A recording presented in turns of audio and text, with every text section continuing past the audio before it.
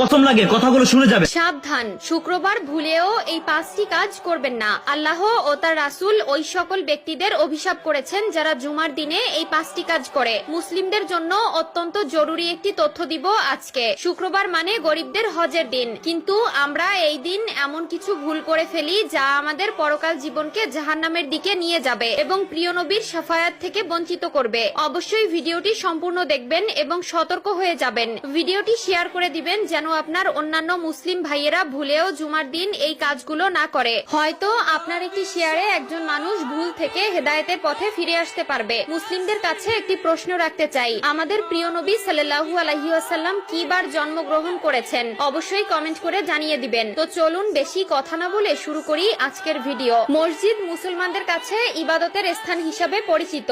এরপরও আমরা মসজিদে এমন কিছু কাজ করে থাকি